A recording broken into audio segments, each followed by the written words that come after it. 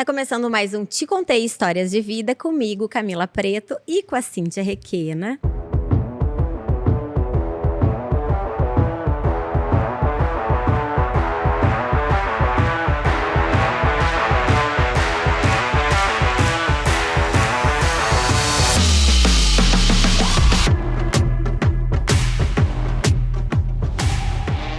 Para começar, vamos lá. Garota de programa, prostituta, acompanhante. Paula Assunção, hoje com 32 anos, tem um filho, foi casada e nos confessou aqui que o primeiro orgasmo da vida dela foi com o primeiro cliente. E hoje ela vai contar um pouquinho dessa história de escolha pela profissão de acompanhante, preconceitos, vida, mostrar o rosto. Faz 2 anos que ela... 2 ou 3, Paula? 2. 2 anos que essa é a profissão dela em tempo integral, digamos assim, né? Mas ela também é colunista de um blog, ela é atriz, ela tem a vida dela sendo contada numa peça de teatro, ela tá escrevendo um livro, ela já deu uma entrevista pro Pedro Bial e tá ensaiando como comediante também, né, Paula? Então. Seja bem-vinda, muito obrigada por estar aqui. Eu que agradeço o convite. Seja muito bem-vinda. Antes da gente entrar nesse assunto que gerou uma curiosidade bem grande lá no nosso Insta, quando a gente abriu uma caixinha perguntando, né, dizendo com quem a gente estaria conversando. Vamos lá do início. Para começar, tu escolheu esta profissão por uma questão muito peculiar, digamos assim, mais artificialmente. Depois a gente vai para a questão mais aprofundada psicológica, mas por uma questão muito peculiar e diferente do que a maioria pensa, né? Para ti, a prostituta ou a garota de programa, tu vai depois explicar direitinho os termos pra gente, ela era uma mulher empoderada, ela era uma mulher admirável. E essa curiosidade fez com que tu quisesse experimentar essa vida. É isso mesmo? Isso mesmo. Eu acho que socialmente a gente sempre enxerga ainda a mulher que trabalha com sexo como vulnerável, triste, deprimida, uma coitada, sem opção. É sempre um lugar de escória, sempre um lugar triste, ruim. Nunca é bom. E nunca é uma escolha. Sempre foi assim, eu não tive opção. Opção, vamos ser sinceros, a gente sempre tem, né? A gente tem opções mais fáceis e difíceis, mas opção a gente sempre tem. E eu sempre tive essa visão da prostituta, enfim, seja lá como a gente chamar, de uma mulher muito empoderada, porque o que eu penso? Quem está contratando precisa mais do que quem está sendo contratado. Então, logo, eu já enxergava essa mulher numa situação, não digo superior, mas de empoderamento. E aquele homem precisa tanto dela que ele quer pagar uma coisa que ele poderia ter de graça. Então, eu já acho que, essa mulher é incrível. Não tem por que ela não ser. Mas em que momento tu teve na tua vida, enfim, tu percebeu que existiam garotas de programa? Porque é uma percepção, né? Tu entender, até o momento da tua vida, tu não sabe. Isso fez parte da tua realidade de alguma forma? Nunca tive contato, nunca fez parte. Inclusive, o assunto sexo na minha vida sempre foi, nossa, absurdo. Coisa, pecado, coisa do demônio, não pode falar. A palavra sexo dentro da minha casa não podia ser nem dita, porque os meus pais eram extremamente religiosos e tudo mais. Eu acho que eu comecei a ter noção disso, é até engraçado, quando eu via de dentro do ônibus as mulheres nas esquinas, com roupas mais curtas, vestidas diferentes, e eu ficava muito curiosa, eu ficava olhando assim, mas por que será que elas estão ali? Eu lembro, inclusive, de eu perguntar para os meus pais o que era motel. Porque tu lia? Que eu lia, eu ficava assim... E porque eu achava tão bonito, era sempre um lugar, né, estruturalmente bonito. Assim, o que é motel? Eu acho que eu não tinha, sei lá, uns 6, 7 anos quando eu fiz essa pergunta. Aí eu lembro que a minha mãe falou assim, é um lugar onde os caminhoneiros dormem. Adorei a resposta. Também. Não, é lugar pra dormir só uma noite. Eu ficava, nossa, eu queria dormir num motel. Com 6 já anos. Tava, olha ali, ó, já tava... Sim, nossa. Olha que coisa importante. Eu acho que isso é uma coisa importante, assim, né? Que idade tu tá? 32, né? Porque até na tua idade nem era tão forte, como eu tava te contando antes, eu peguei o fim do tabu da virgindade. E realmente foi traumático contar dentro da minha casa que eu tinha perdido a virgindade e eu era a velha do grupo, porque eu tava fazendo quase 19 anos quando eu perdi. Então já era a última dos moicanos, assim, aquela coisa. E mesmo assim foi bem traumático. E eu digo assim, num tempo em que a sexualidade já estava começando a ser conversada, né? Porque isso são 20 anos depois do meu nascimento. E tu tinha uma família super religiosa. Eu acho legal falar sobre isso. Eu acho que independente do tempo que a gente vive, do que é moderno lá fora, dentro da casa de alguém as coisas podem ser extremamente fechadas. Eu era tão ignorante no sentido de falta de conhecimento de sexo, pra você ter ideia, eu achava que a mulher engravidava quando ela estava menstruada. Sabe por quê? Porque eu pensava, olha a minha lógica. Se a cadela, os cachorros, quando estão no cio, eles sangram, engravidam, então a mulher é igual. De tanto que eu não sabia, eu não tinha acesso. E aí as pessoas vão dizer, mas já tinha internet, tu podia pesquisar. Cara, o computador que eu tinha em casa, eu era muito privilegiado por isso, inclusive, mas ficava na sala com meu pai atrás, vendo o que eu tava fazendo. Você acha que eu tinha? Tu é aqui de Porto Alegre? Sim. Isso é importante dizer, né, que a Paula, ela foge do estereótipo que a maioria das pessoas tem, de que vem de uma família muito humilde, que fez essa escolha. Não, ela era uma família de classe média, Sim, né? Eu materialmente nunca me faltou nada. Eu tinha muito além, inclusive, do que a maioria das pessoas. Só que a minha informação era muito vetada. Tanto que eu lembro que quando eu menstruei, o meu pai foi numa loja católica, me deu uma pilha, assim, de livro de gravidez na adolescência. Ou seja, não transe. E eu ainda pedi pra minha mãe na época que eu queria tomar anticoncepcional. Sabe o que ela me falou? Que eu não podia, porque senão eu ia dar pra todo mundo. E aí tu engravidou? Dito isso. Dito isso, com tudo. Porque é uma fase, não sei, me ajuda aí nas tuas lembranças, né? Porque é uma frase que o adolescente tá buscando a sua identidade, tá buscando esse descolar. Então é uma fase onde um pai afronta e ele vai querer provar o contrário. Exatamente. É uma fase onde eles mais aprontam, né? Eu lembro, desafiam. inclusive, que quando eu perdi a minha virgindade, quando eu voltei pra casa... Que idade tu tinha, Paula? Tinha 16. Eu voltei pra casa, quando eu olhei pra minha mãe, meu pensamento foi assim, se tu soubesse o que eu estava fazendo. E não foi... Mas com prazer, só que assim. não foi uma coisa assim, não foi um sexo que eu fiz com prazer, com desejo, com vontade. Foi porque eu queria me sentir minimamente adulta e pra realmente afrontar os meus prazer pais. da afronta, não do sexo. Exatamente. Eu não posso fazer, então eu vou fazer. Sabe? É por isso que é que nem aquela história que a gente diz, quanto mais a gente prende o momento mínimo que você abrir o portão, vai fugir de casa. Cachorrinho de apartamento que a gente fala, sabe? sai. Então não adianta fazer isso. E a trajetória disso? Bom, aí tu tem 16 anos e aí tu perde a virgindade com um menino, imagina? Foi um jovem Com o pai que nem do meu tu. filho. Com o pai do teu filho. Mas já. tu não engravidou na primeira? Não, ele foi meu primeiro e foi meu primeiro namorado também, que meu pai permitiu, que foi muito difícil, inclusive, ele deixar. E depois de 9 meses de namoro, foi onde eu engravidei. 9 meses, né? Deu bem certinho o tempo. E aí tu é mãe jovem. Sim, tive meu filho, eu já tinha 17 anos. Minha formatura da escola foi grávida. E é engraçado, né? Porque a adolescente é uma coisa triste. Porque na escola, se tu não transou, meu Deus, né? Criança, não sei o quê, você é zoado. Agora, quando você fica grávida, prova que tu transou, aí tu é puta. Puta, sim. Mas o pai do meu filho, em que momento que apontaram o dedinho pra ele? Não, ele é comedor, o fodão. Eu era a puta que engravidou. Tu estudava onde aqui? Eu, na época, estudava em Guaíba, morava em Guaíba com os meus pais. Mas e isso continua até hoje. Até hoje é assim. A mulher engravidou cedo, ela é puta, ela não se cuidou. O homem não. O homem nem lembra, nem falam quem que é ele. Tu sabe que trazendo assim, é muito engraçado, porque o meu marido fez vasectomia. E aí eu não preciso mais tomar hormônio há muito tempo. A gente não quer mais ter filho, mas quanto preconceito tem no homem fazer a vasectomia e libertar a mulher dessa coisa dela ter que ela sempre estar se cuidando. Então isso vai até muito tarde. Quantos maridos de amigas minhas não fazem a vasectomia por preconceito? Tu sabe que eu escutei uma história da vasectomia, meu marido também fez, porque já são 3 lá em casa.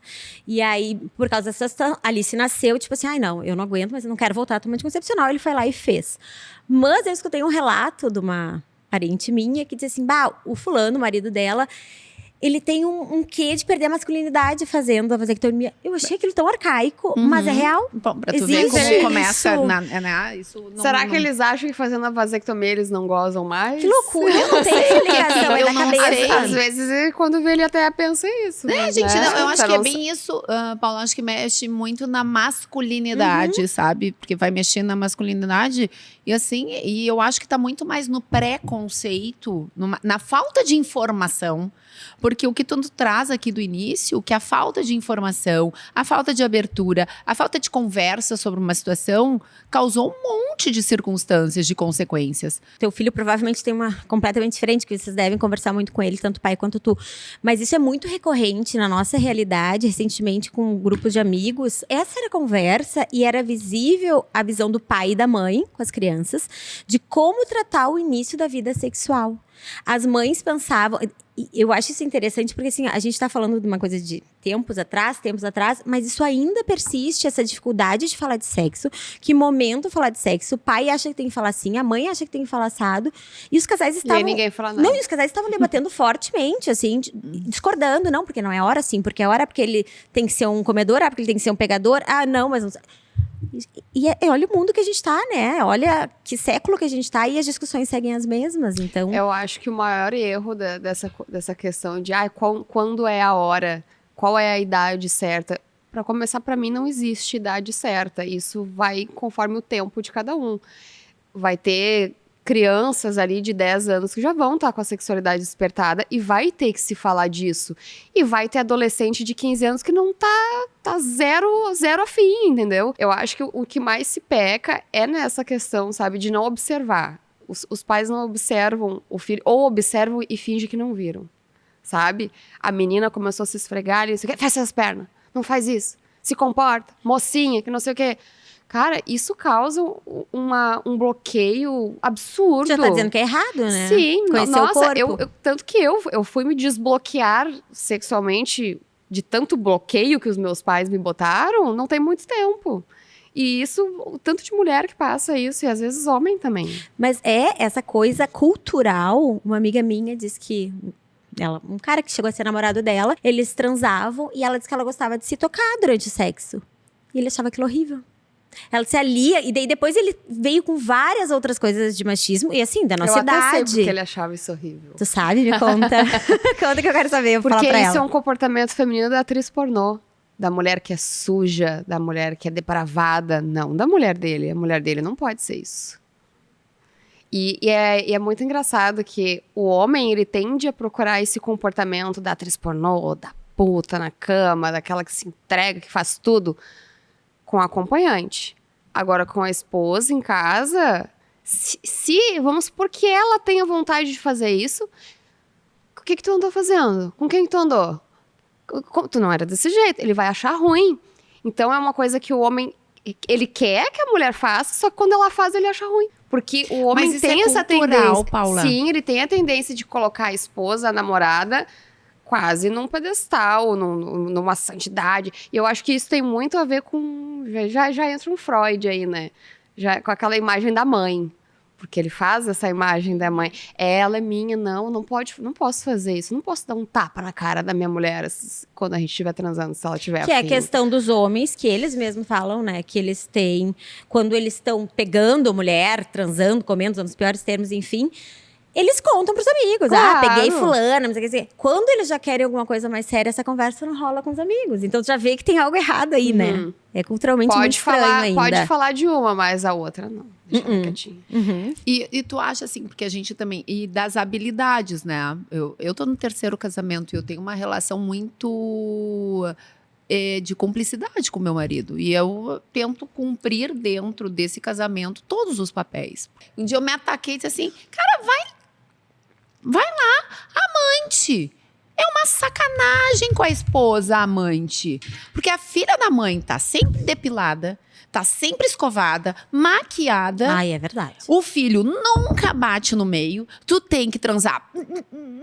Que tu não pode né? Sim. A mãe pode gritar. Mas tu sabe que muitos clientes... As pessoas têm a tendência de achar que quem contrata acompanhante tá com um casamento péssimo. Na verdade, os que me contratam me relatam quase sempre o contrário, que o casamento tá muito bom, que ama muito a mulher. E nas raras vezes que eles ousam falar mal da esposa pra mim, mas eles escutam também, eles escutam. Principalmente quando eles começam a falar do meu corpo. Nossa, mas você tem um corpo perfeito, porque eu queria que a minha mulher fosse assim. Aí eu digo assim, sabe como é que tu faz pra tua mulher ser assim? Tu paga uma lipo pra ela, um silicone pra ela, uma estética toda semana, paga um spa de vez em quando pra ela relaxar, para de encher o saco dela, ajuda ela a limpar a casa, que é a tua obrigação, e ela vai ficar assim. Perfeito. E aí eles ficam aqui, ó. Teve uma vez, esse eu nunca me esqueço, que ele tava me mostrando foto no celular ali, lanchas e não sei mais o que eu tenho. E eu assim, bacana, né? Aí mostrou foto da mulher. Tinha 3 filhos. E eles são muito bonita a tua esposa. Disse, não, mas essa aqui não faz mais nada. Eu disse, como assim não faz mais nada? Não, essa aqui não faz mais nada, tem 3 filhos, né? O nada que ele quis dizer de que ele não corria nenhum risco de ser traído porque ela tinha 3 filhos. Aí eu falei assim, onde é que a tua esposa acha que tu tá agora? Aí ele, trabalhando. Tu tá trabalhando? Ele, não, eu tô aqui contigo. Legal. Como é que tu tem certeza que a tua esposa tá em casa com teus filhos se tu não tá onde tu diz que tá? Nossa, mas tu quer me botar pilha? Eu disse, não, eu tô querendo te dizer que as pessoas, elas dão um jeito de fazer as coisas, independente se tem 3 filhos ou não. Tu tem 3 filhos também, tu tá aqui, só porque tu é homem, tu acha que tu pode fazer tudo? Ai, tu quer me botar pilha, não sei o que. Ué, foi tu que começou. É verdade. Tu é bissexual, né? Eu acho difícil me rotular como bi. Quase todas as experiências que eu tive com outras mulheres foram a trabalho. Então foram relações legais, mulheres muito bonitas, só que não foi uma atração Partiu de ti. Que simplesmente se gerou. É isso que eu ia te perguntar, se tu tem muitas clientes mulheres também. Eu não atendo mulher sozinha porque dá muito trabalho. Trabalho de quê? De fazer, Não, de fazer ela feliz. Pausa. É porque não tem como atender uma mulher em 1 hora. Não tem como. Porque é muita preliminar. É terapia? É porque a mulher, atender uma mulher... Não, só um pouquinho. Isso vai contar nós.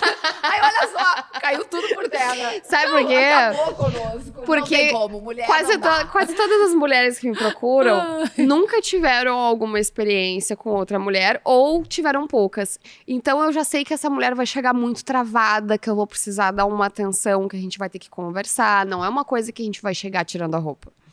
Então, eu fazer isso em 1 hora fica muito complexo. Não é a questão do prazer sexual. É a questão de tu introduzir isso pra ela se sentir à vontade. Eu não consigo fazer isso com qualidade em 1 hora. Mas por que a mulher, em geral, te procura?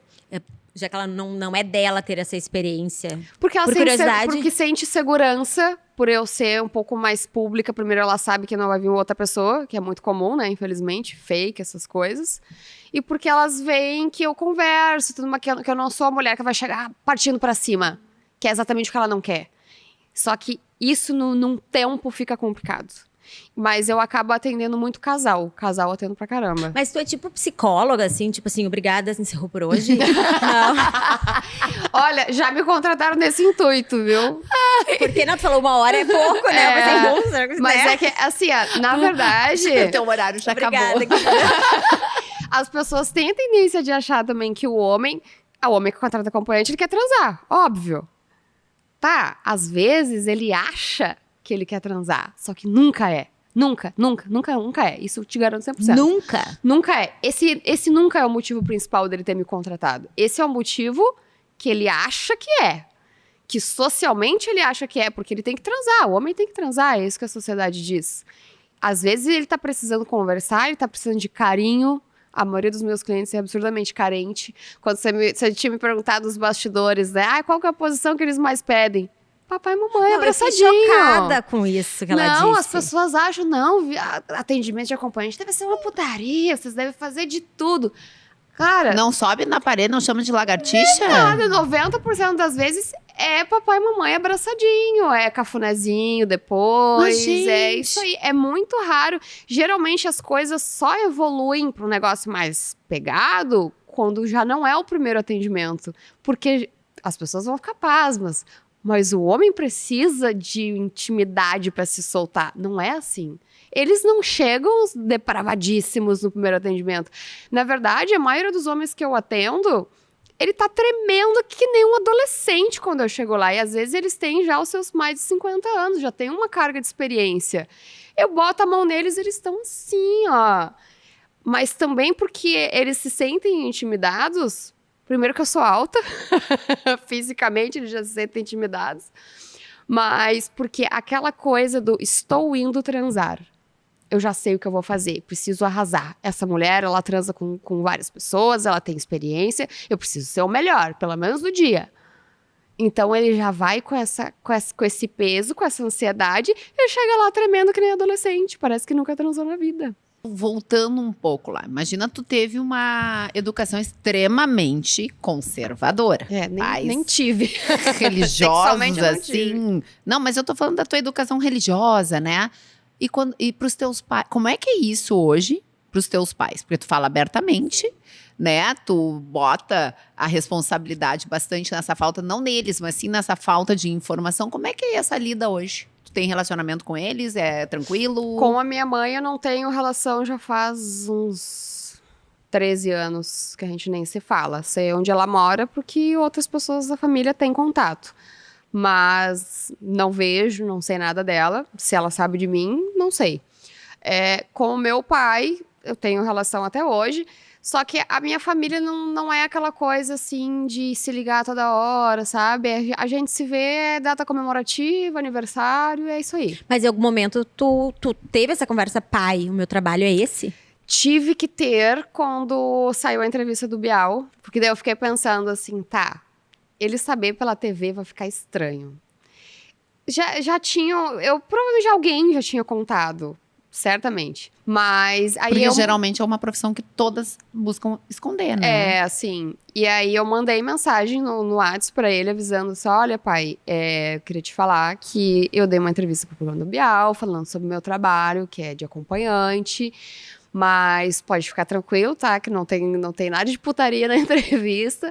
Foi tudo com um ponto de vista mais pro lado empreendedor da profissão, dos preconceitos e tudo mais. E ele não falou absolutamente nada. Nada. Ele leu, mas ele não falou nada. Ele ficou mudo. E aí a gente ficou, acho que quase um mês, um pouco mais, sem falar absolutamente nada um pro outro. A gente já não é de se falar muito, mas ele ficou mudo desde aquela mensagem. E depois ele começou a falar comigo como se nada tivesse acontecido. Nunca tocaram no Essa assunto? ruptura com a tua mãe, por quê? Na verdade, desde criança, ela tem problemas psicológicos, não vou saber te citar o quê, porque eu não sei fazer diagnóstico, mas que ela já teve internado e tudo mais. E ela sempre teve o péssimo hábito de culpar as filhas, que nós somos entre 4 irmãs, pelo casamento ruim, pelos problemas que eles tiveram e tudo mais. Só que eu nunca consegui, eu acho que ela esperava um grau de empatia que eu ficasse contra o meu pai e a favor dela. Só que eu nunca consegui ter raiva do meu pai pelos problemas conjugais deles. Eu continuava falando com ele. E aí ela acho que sentia que eu apoiava o que ele fazia de errado. E aí ela me mostrava conversas do meu pai que eu não precisava ler, sabe? Falava coisas dele que eu não precisava saber também. Então ela construiu na minha cabeça um perfil de homem relacionado ao meu pai horrível. Então eu já cresci com esse estereótipo. Homem é mau, homem trai, homem é cafajeste, o homem não presta. É isso que a minha mãe me ensinou de homem. E que eu não podia estar com um homem do meu lado também. Ela me chamava de puta por qualquer coisa. Acho que ela me incentivou, inclusive. É isso que eu ia te perguntar. Tu acha que de forma inconsciente, ela me incentivou, eu tenho certeza. Tu acha que... É isso que eu ia te dizer. Tu acha que isso foi daí um dos precursores, uma das motivações que tu teve até para essa busca? Com certeza. Eu ficava curiosa. Ela me chamava de puta, eu não tinha nem 10 anos. Quando eu fiquei mais velha, que eu comecei a comprar as minhas coisas, se eu comprasse uma calcinha fio, eu era puta. Tudo, na verdade tudo, não era só eu, todas as minhas irmãs. Mas a gente parou o relacionamento completamente foi depois que eu tive meu filho, porque ela não me deixava fazer nada. Eu não podia ser mãe dele, ela fazia tudo. Porque ele ficou contigo na casa com ela, é isso? Sim, porque morava com os meus 17 pais aninhos. ainda, tinha 17 anos. Eles hoje são separados. São separados já há Mas alguns nessa anos. época eles moravam juntos. Sim. E aí ela me tirou completamente a autonomia de mãe. E aí foi onde depois eu acabei casando Pra fugir pra daquela fugir realidade. disso. A gente estava conversando um pouco antes e trazendo bem para essa parte, porque tu vê uma disfuncionalidade bem forte, né? Familiar. Existe, né? Não sei o quanto isso sobrecarregou para as tuas irmãs também, como é que elas se encararam, porque elas passaram pelo mesmo ambiente que tu. Tu correlaciona isso a um tipo de abuso infantil que tu tenha sofrido verbal, porque isso uma A criança escolha da minha profissão, no Aham. caso, na verdade, foi relacionada ao abuso sexual mesmo que eu tive. Dos 6 aos 10 anos, mais ou menos. Até não cheguei a comentar isso diretamente com a minha família, porque quem fez era alguém muito próximo, como sempre, né? Sim. Sempre é alguém próximo. Então, eu tive a descoberta da minha sexualidade pelas mãos de um agressor. E na época, eu tinha 6 anos, e do jeito que eu tinha zero informação sobre isso, eu achava estranho o que ele fazia, porque ele passava a mão nas minhas partes íntimas, só que ele fazia isso com uma certa agressividade. E às vezes eu sentia dor e tudo mais, mas eu ficava estática, eu ficava congelada, eu não sabia o que fazer. E isso se perpetuou por uns bons anos, todas as vezes que eu ia na casa dele, que ele tinha chance, ele fazia isso. E não precisava não ter ninguém em casa. Bastava alguém sair da sala. As pessoas acham que, não, tem que ficar sozinho, tem que dormir lá. Não. Ele precisava de minutos. Quando eu fiz 10 anos, que eu comecei a ter um pouco mais de maldade com as coisas, que eu comecei a perceber se eu acho que isso daqui não tá errado. E aí eu consegui aprender a fugir das situações. Porque se ele chegasse em mim, eu congelava. Então, eu não podia deixar isso acontecer. Eu fugia. Eu tentava não ficar sozinha. Se alguém saísse da sala, eu saía. Então, isso hoje, com muita terapia que eu fui entender... É isso que eu ia te perguntar. Eu fui entender hoje que a escolha da minha profissão, o fato de eu ter, inclusive, conseguido gozar a primeira vez com o primeiro cliente e nunca antes... Porque eu fui ter meu primeiro cliente 5 anos depois de vida sexual, até então eu não sentia nada. Não sentia nada. Porque eu relacionei quem eu tenho afeto, quem tem afeto, um homem que tem afeto por mim e fizer algo sexual em mim, é sujo, é errado. Foi essa a relação que eu fiz na minha cabeça. Então, todo homem que eu for transar, que eu esteja apaixonada ou que ele goste de mim, eu relacionava ao agressor. Agora, quando era um cliente e eu sentia essa situação de empoderamento, eu me sentia no comando da situação. Para mim era o inverso. Se alguém fosse abusado ali, seria o cliente, não eu. Então eu consegui finalmente me soltar. Aí eu consegui sentir prazer. Tu chegou a contar sobre o abuso? Porque, segundo as estatísticas, menos de 10% dos abusados contam para não passar pela situação do segundo maior abuso de um abusado, que é não acreditar. Não acreditar. Foi exatamente por isso que eu não contei. Primeiro, porque o que eu pensava? Minha mãe já me chamou de puta porque eu tô do lado de um menino. Se eu contar pra ela, ela vai dizer que eu quis. A culpa é tua. Que eu pedi. Exatamente. Sim. Por causa da minha roupa, que não sei o quê. Alguma coisa eu fiz. E pro meu pai, eu nunca contei, porque quem fez isso era um homem extremamente próximo dele. Era quase um pai pra ele. E aí eu ficava, inclusive, pensando assim, de não acreditar, até não chegava a pensar, mas o que eu achava? Eu vou matar meu pai.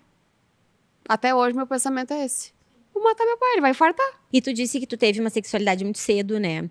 O muito cedo é a partir desses 6 anos em que tu começou a ter esse abuso, ou é anterior a isso? Não, na verdade eu fui descobrir eu fui sentir algum prazer no abuso. E eu me culpava Que é uma por culpa, isso. Aí o que eu pensava? Eu não posso sentir isso aqui errado, é sujo, não posso. O que me ajudou também a bloquear o prazer sexual.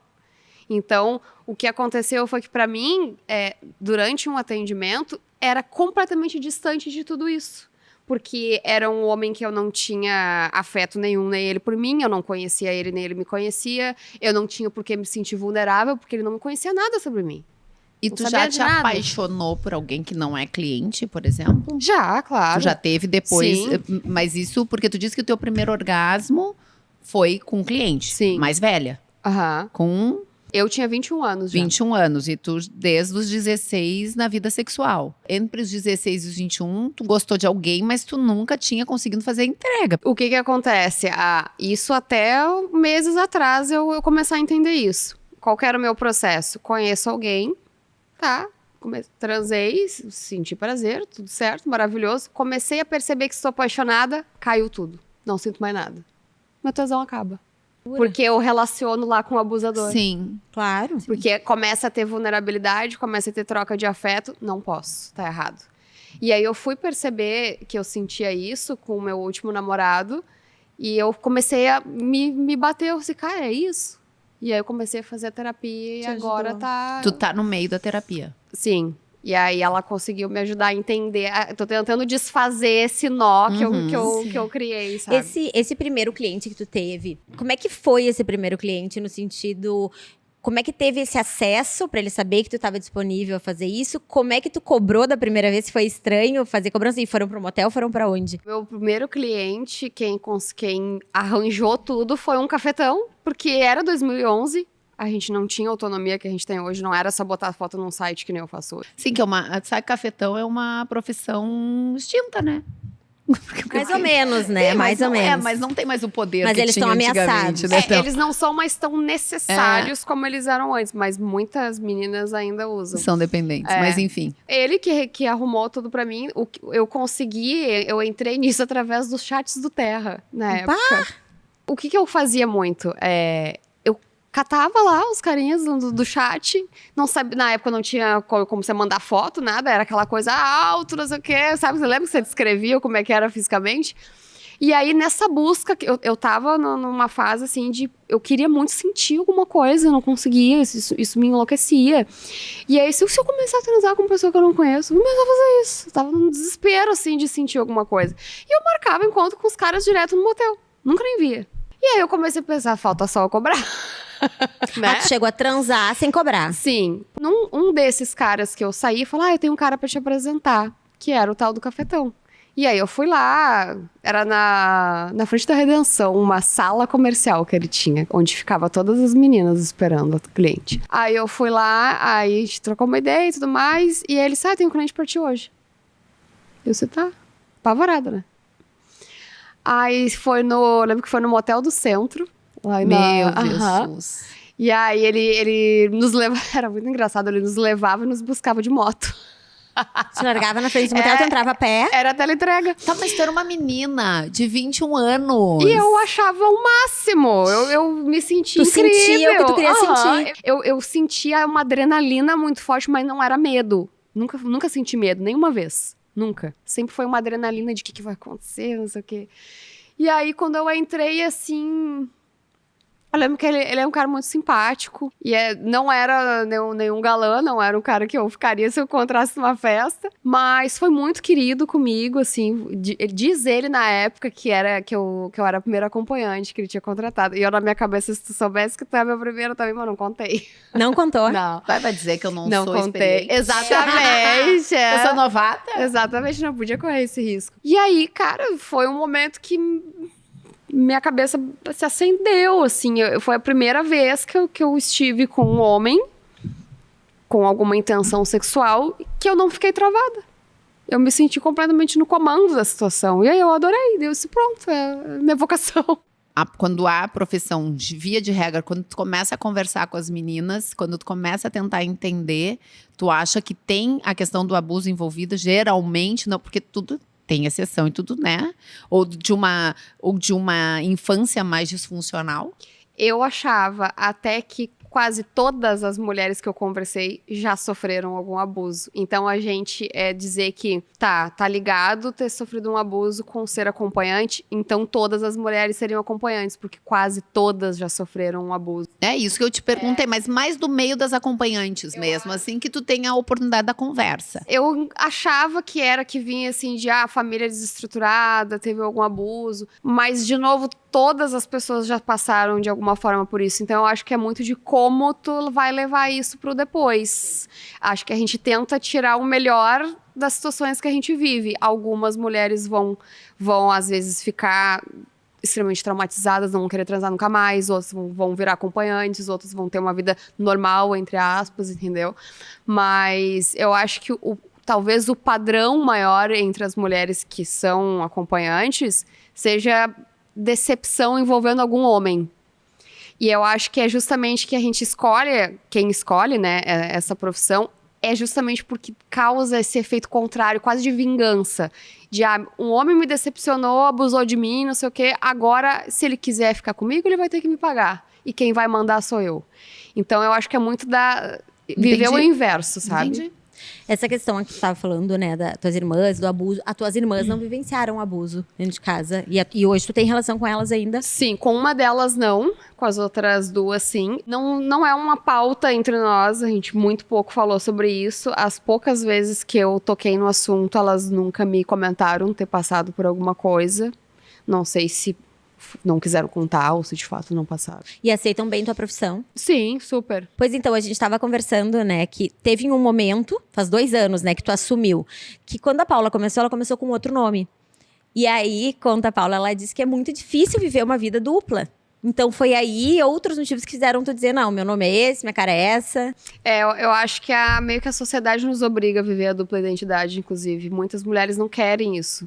Mas ficam por medo de serem rechaçadas numa rua, de, sei lá, serem apedrejadas em praça pública, quase. Foram 2 meses que eu fiquei anônima, assim, tentando, só que começou a vir, inclusive, até ameaça. Eu vou contar pra tua família se tu não me der tanto. Muitas acompanhantes que são anônimas passam por isso. Às vezes o cara nem sabe quem é, mas ele trabalha com teu medo, entendeu?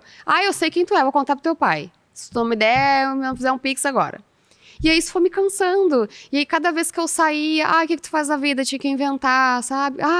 Era muito chato. E aí o meu start para mostrar o rosto, o nome e tudo mais, hoje um dos sites que eu mais anuncio e para onde eu sou colunista também é o Fatal Model. E eu vi que eles tinham embaixadores. E eu assim, embaixador de site acompanhante? Como assim, cara? Como é que alguém se expõe desse jeito? É possível? E eu achei aquilo o máximo, achei o auge, assim, a pessoa se mostrando desse jeito. Eu entrei em contato com eles e perguntei, eu quero ser embaixador, do nada. E aí eles, falaram que não estavam recrutando, digamos assim, mas que tinha um time de influencers no Instagram e tudo mais. Só que eu teria que fazer, tipo, story falando deles, e eu ia ir do 0 pro 80, né? E aí eu fiquei, meu Deus, não sei se eu tô pronta pra isso. E vi que eles tinham o blog. E aí eu disse, mas vocês não querem outra colunista? Eu curto escrever. E aí foi onde eu comecei a ser colunista, que foi o meu primeiro passo, assim, para começar a sair da caixinha. E aí no que eu fiquei, acho que uns 2 meses como colunista, você quer saber? Foda-se, vou azar. Se sentiu à vontade pra mostrar o rosto. Não falei previamente com família, com ninguém, simplesmente parecia um belo dia com a camisetinha deles, assim, do Fatal. E comecei a falar, sou acompanhante, foda-se. E como é que é no dia a dia hoje, assim? 2 questões que eu acho, assim. As mulheres têm na cabeça, assim, no imaginário feminino, que, nossa, ela é uma devoradora de homens, né? Vai roubar assim, meu marido. Nossa, vai roubar meu marido. E os homens devem te olhar e pensar assim, nossa, essa mulher na cama deve ser uma loucura, imaginar que tu faça peripécias. Penso eu, né? É um pouco assim, tem um pouco desses estereótipos. Só no começo foi. Tipo, no começo, bem no começo mesmo. Que eu percebia que algumas amigas, assim, que tinham namorado, ficavam meio... Tá aí, como assim tu vai ficar postando essas coisas, meu namorado vai ver, sabe? Só que depois que elas viram, começaram a me conhecer e quebraram esse estereótipo, acabou. Inclusive, o único olhar que eu tenho de homem é de medo hoje. Eu saio, você acha que o homem chega em mim? Eles são apavorados.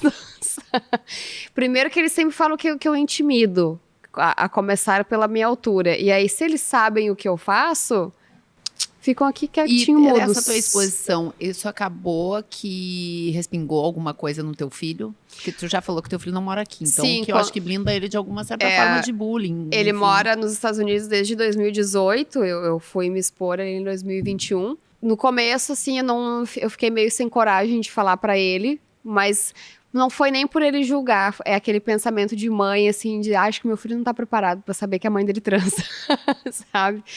E aí depois aconteceu que ele me chamou e falou, sua mãe, eu fiquei sabendo de uma coisa. E isso o quê? Isso é verdade que tu é acompanhante? Ah, isso como é que tu ficou sabendo? Isso, eu botei teu nome no Google e apareceu. Aí eu contei pra ele, falei que sim, mas deixei muito claro que era uma coisa que eu queria fazer, que era uma escolha minha, que eu não passava por nada de situação de violência, pra ele ficar tranquilo, que ninguém me batia, que isso é um outro preconceito que as pessoas têm. Nossa, tu deve passar cada coisa, tu não tem medo? Nunca me aconteceu nada, mas isso é muito uma questão de estereótipo. Eu não tenho o estereótipo do homem agressor.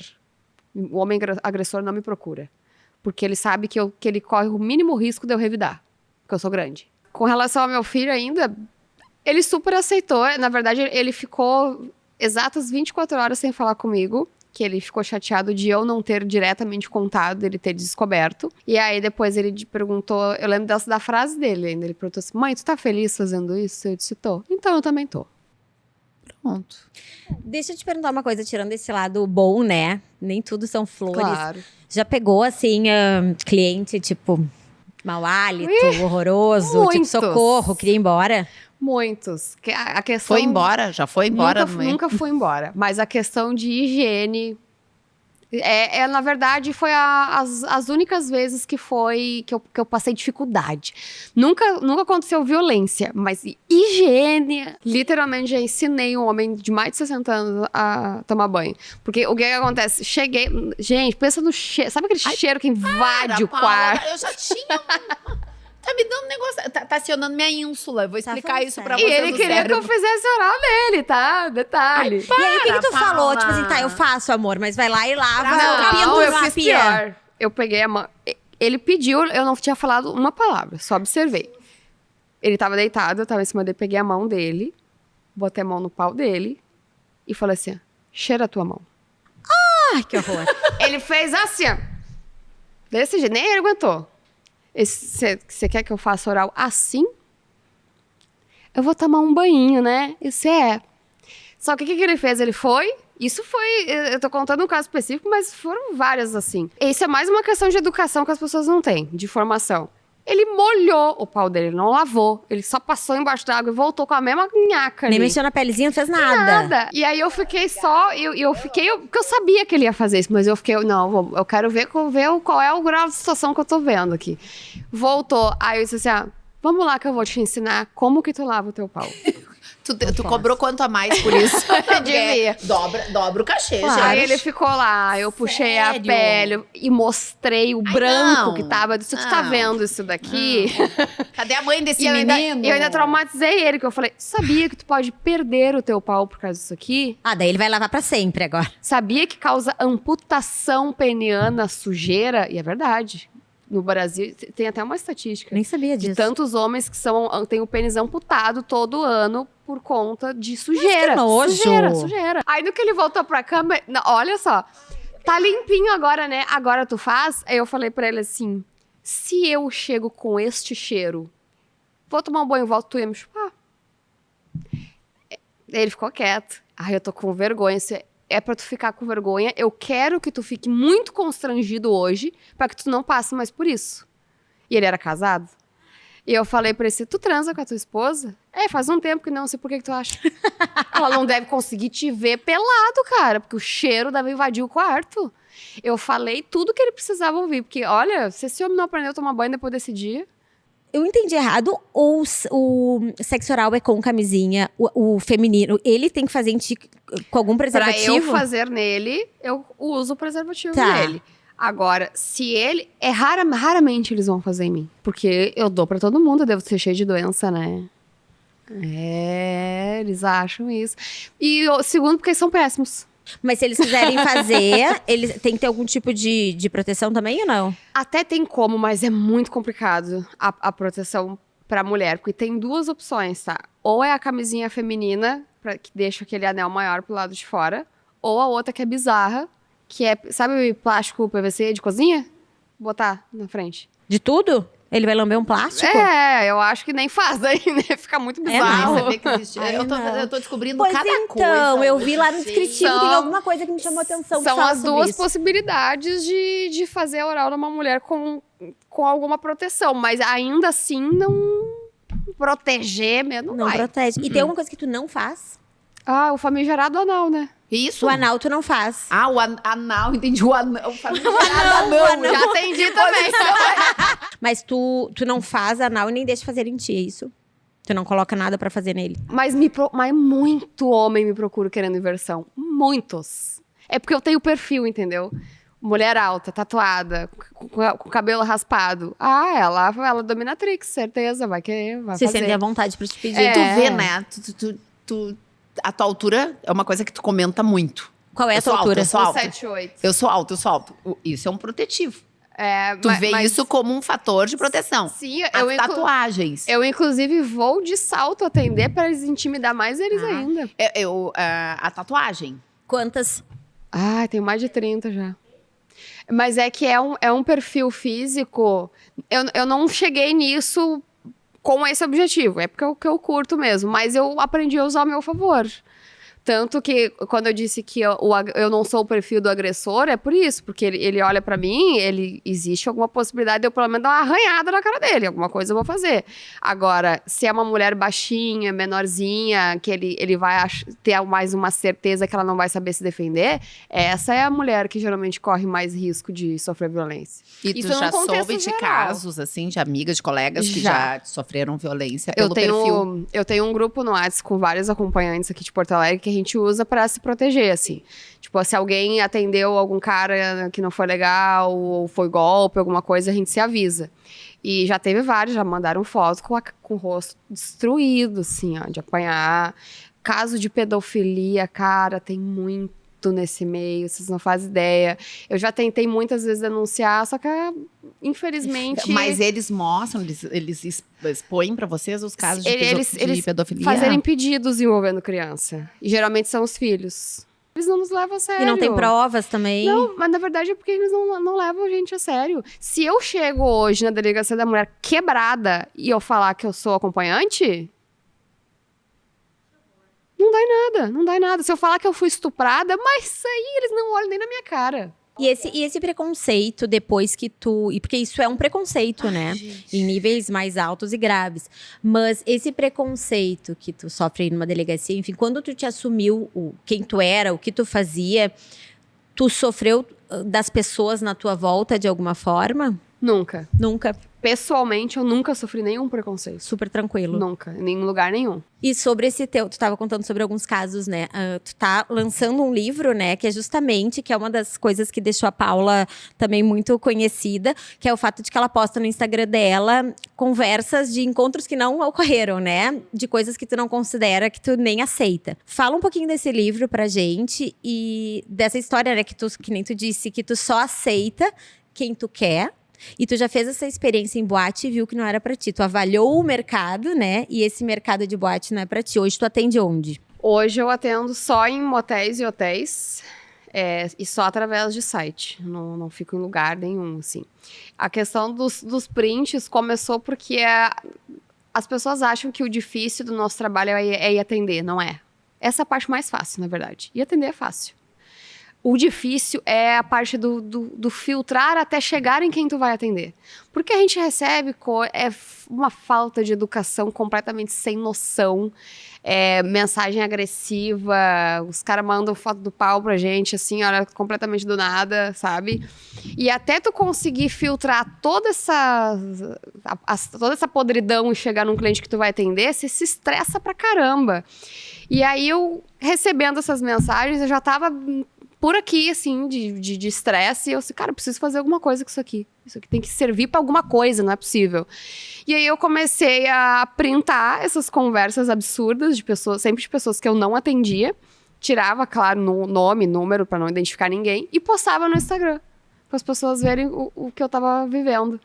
E acabou que isso meio que deu uma viralizada, assim, porque primeiro que as pessoas não sabiam, umas zoeiradas, assim, eles mandam foto do pau deles, assim, 6 da manhã, eles, tá, e aí, vai me atender ou não vai? Eu disse, não tô no meu horário de atendimento. Mas puta, dorme? Sim, tratam de qualquer jeito. Eles tratam a gente que nem uma coisa, sabe? Umas conversas ridículas. E aí, quando eu comecei a postar isso, muito homem começou a me mandar mensagem no meu Instagram dizendo que tava se educando com aquilo ali. Dizendo assim, cara, às vezes eu falo isso, eu não sabia que era tão escroto. E aí, eles começaram a se ligar em coisas que eles falavam. Muita mulher, inclusive, me manda mensagem até hoje falando que, lendo essas conversas, começou a se dar conta de que estava aceitando coisa que não deveria, sabe? E nem era acompanhante, não precisa ser acompanhante para receber mensagem escrota de homem, basta ser mulher. E aí, no que eu comecei a postar isso, eu comecei a estudar psicologia, enfim, até porque eu fiquei muito interessada em entender a cabeça dessa gente. Tu é formado ou tu tá estudando? Tô estudando. E aí eu encontrei um livro do Alexandre Carvalho, que chama Freud Sem Traumas, que é, né, enfim, uma biografia com um pouco de humor. E aí eu catei ele no Instagram, esse Alexandre. E ele começou a me seguir, a gente se seguiu de volta, dava risada e tudo mais. Ele começou a ver meus posts. Ele, cara, e se a gente escrever um livro? Porque uma galera me fala, tu tem que fazer um livro com esse sprint, porque isso aí é muito bom. E eu disse, e se a gente fizer um livro? E aí a gente tá agora, começamos a escrever ali os primeiros capítulos, estamos aguardando a aprovação de editora, porque é um assunto que nem sempre querem divulgar. E a gente vai escrever esse livro contendo esses prints. E aí, como ele é um especialista em Freud, com esse viés de humor, que é a mesma pegada que eu uso no meu Instagram, a gente vai trazer todo um conceito em cima dessa conversa, desse perfil de pessoa, com um lado psicológico, com humor e com sexo junto. Super legal. Tô louca pra ver quando lançar, nos avisa. Já tem Com nome? certeza. Não, ainda a gente não chegou nessa fase ainda. Quantos clientes tu atende por dia? O máximo que eu já atendi foram 5, mas é uma média de 2, 3 no máximo. Tu trabalha todos os dias? Tu reserva um tempinho pra isso todos os dias? Eu me coloco disponível de segunda a sábado. No domingo, não. Domingo só se eu tiver muito afim. Sim, que tiver alguém. E tu, já aconteceu de repente, um cliente e daí depois tu cruza com ele, a esposa, alguma coisa assim? Eu não lembro. Tu não lembra? Eu esqueço no mesmo dia. Sério? Eu acho que foi uma barreira psicológica que eu criei, até pra eu não me apegar. Porque eu quase todas as acompanhantes, se tu perguntar, já se apaixonou por cliente? Quase todas vão dizer que sim. Eu nunca passei por isso. Nunca me envolvi fora do trabalho. É o atendimento e acabou. Nunca mais. Mas tu tem clientes recorrentes? Sim, mas é só durante o atendimento o nosso contato. A gente não fica conversando, não tem uma relação. É verdade aquela história do melhor, como é que é? Um pequeno brincalhão do que um grande bobalhão? Com toda certeza. Tanto que quase todos os clientes mais dotados que eu atendi, pelo amor de Deus, né? Eles acham que eles só precisam existir. Eu já tenho. Tá bom. Não preciso saber usar. Eu ainda digo, porque quanto maior a varinha, a mágica é mais difícil. E, nossa, primeiro que quando eles me chamam no WhatsApp, alguns falam assim, olha só, é que eu sou dotado. E a última garota que eu contratei, ela olhou meu pau e foi embora. Ela não teve coragem de dar pra mim isso, jura? Uau, não, mas eu te atendo. Esses caras que falam isso nunca querem. Eles querem só que eu diga assim, ai, nossa, realmente, desse tamanho eu não consigo. Eles querem ouvir que a gente não dá conta deles. É isso que eles têm prazer. E às vezes que eles avisam simplesmente, eu já digo, se tu tá precisando avisar, tu já não sabe usar. Porque independente de tamanho, se tu tá me avisando, é porque vai ser ruim. Qual foi o caso mais bizarro que tu já pegou, assim? O mais bizarro não deu pra eu atender. Não? Não. Mas tu chegou a Ele me encontrá-lo. pediu, ele me falou o que ele queria, mas não teve como eu aceitar. E o que era? Aí devagar, nojento. Pode falar. Ai, deixa eu falar. É bem nojento. Pode falar. Tá, mas usa as palavras, então, pra ti aqui. Vai, que eu sei que tu consegue, Eu Paulinha. vou tentar. Vai, que eu sei que tu consegue. Não tem, eu acho, um jeito muito bonito de Tá, dizer isso. vamos Vou lá. tentar.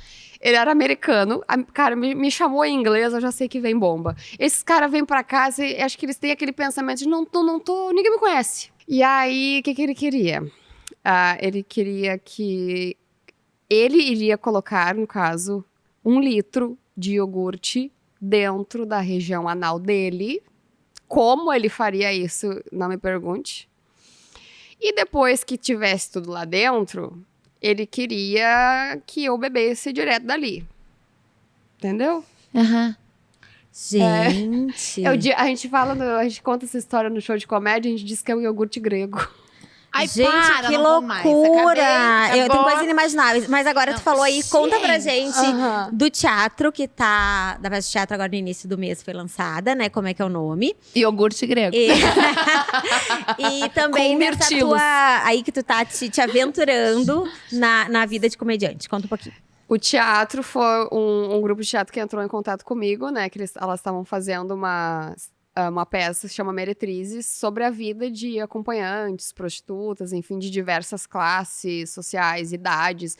Elas conversaram com mulheres desde que trabalham na rua, daquelas galerias Malcom, as do site. E aí elas fizeram uma encenação sobre a história de várias mulheres, que a minha foi uma delas, para trazer justamente essa quebra de preconceito, mas não foi uma coisa nem romantizada, nem demonizada. Elas trouxeram a realidade de A várias. vida como ela é. Desde anos atrás, acho que elas pegaram dos anos 70 ali, aqui de Porto Alegre, que teve muita violência, muitas foram presas, elas trouxeram desde essas histórias. Porque a gente é criado que a prostituta, a gente tinha o estereótipo que a unha com esmalte descascando.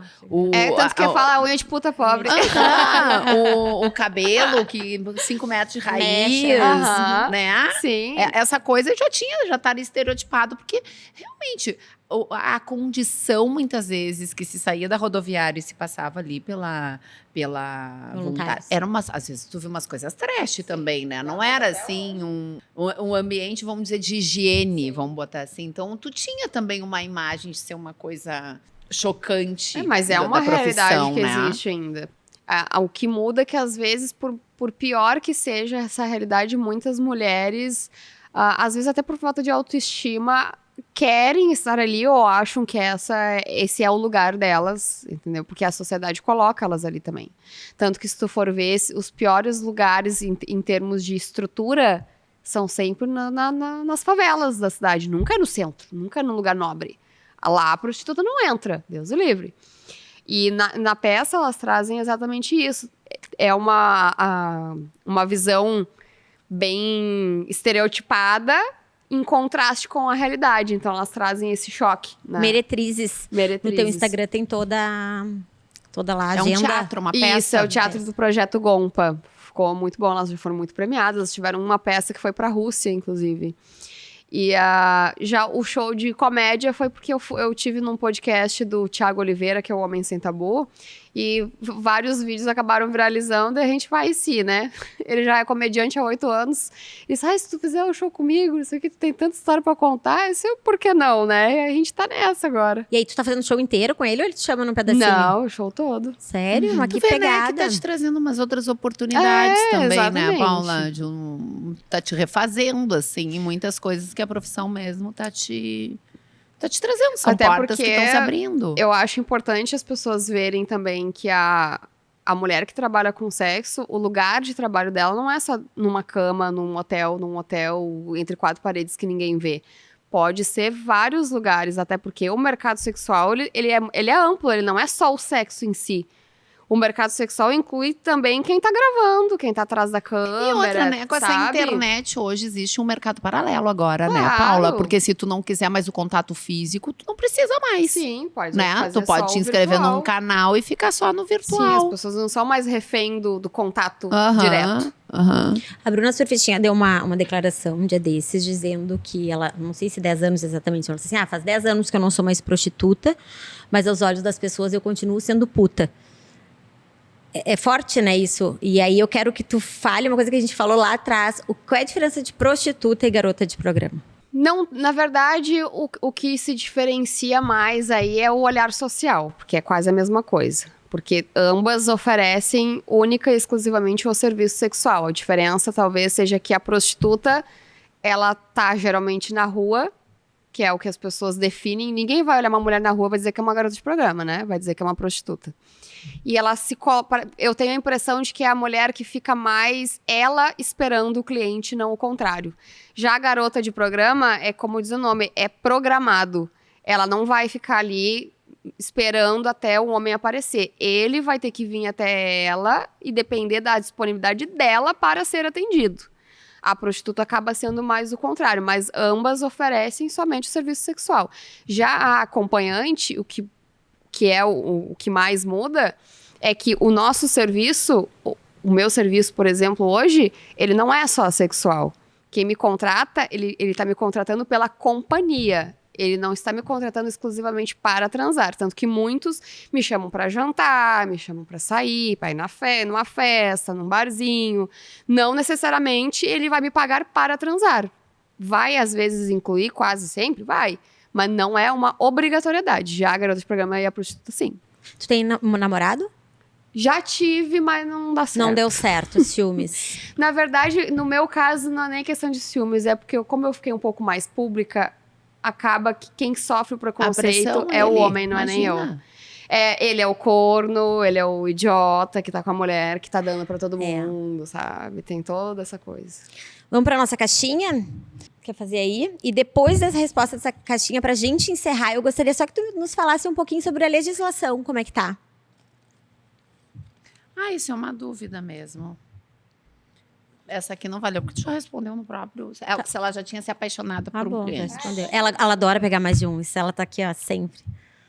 Mais clientes solteiros ou casados? Sempre casados. É que eu acho que... Sempre? Sabe que aí nós vamos falar de um calcanhar de sempre mais Aquiles, casados, né? mas hoje em dia muitos solteiros me procuram. Mas essa é a pressão grande, né?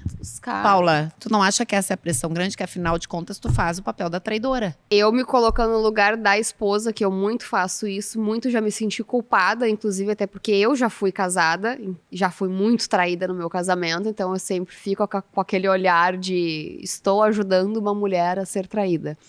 Só que hoje eu tento não pensar nisso, até porque primeiro que eu faço questão de não ter uma intimidade com essa pessoa para eu não dar um rosto para essa esposa, porque senão a minha cabeça pira. É importante a gente ouvir isso, né? Eu, como uma esposa, tô te perguntando como uma esposa, assim, porque eu acho que parte dessa raiva, dos motivos que levam, é porque às vezes também, geralmente tu disse que um casamento não tá ruim, o homem tá buscando uma variação. Mas às vezes o casamento tá uma porcaria e a pessoa pode botar nisso também o término, em depositar nessas. Porque tu também passava procurando garota de programa, não vai ser só tu, entendeu? Mas então, vocês já ouviram aquela frase de que garota de programa salva muito casamento? Pois é isso, eu acho que verdade. Tem de todo um... Na verdade, tem muito homem que... Eu sempre trago o assunto casamento pra cama quando eu tô com um cliente, porque primeiro porque eu fico curiosa e segundo porque eu sempre acho que eu posso contribuir positivamente pra esse casamento. Eu acho que é uma forma, inclusive, de eu não me sentir tão culpada. E eles quase sempre me falam, lógico, da questão sexual, eu incentivo todos eles a comprar brinquedos eróticos, comprar lingerie pra esposa. Cara, não fica esperando uma data comemorativa pra dar um presente. Tô sem dinheiro, leva um chocolate que tu passou no boteco e comprou, cara. É a tua atitude, não é tanto a coisa que tu tá dando, entendeu? E muitos me relatam, às vezes, de tô carente, ela não me escuta, não sei o quê, mas tu tá fazendo alguma coisa, eu sempre tento incentivar ele, que ele também melhore, já que ele quer mais. Porque tu não pode estar fazendo a mesma coisa e querer que esperar mais do outro, tu vai ter que mudar também. Não, que um casamento ela salvou, não tem dúvida. Eu acho que esse senhor já sabe tomar banho sozinho, né? Que nojo! Pelo menos, eu tenho certeza que ela já salvou. Mas os solteiros que eu fico curiosíssima. Ainda mais, cara, esses tempos eu atendi um que, rapaz, eu tava encantada com ele, de tão lindo que ele era. E solteiro, eu disse, não, tu vai ter que me dizer o que aconteceu nesse multiverso que tu tá pagando pra transar. E todos falam, é sempre a mesma razão. É que eles querem transar, mas não querem se envolver.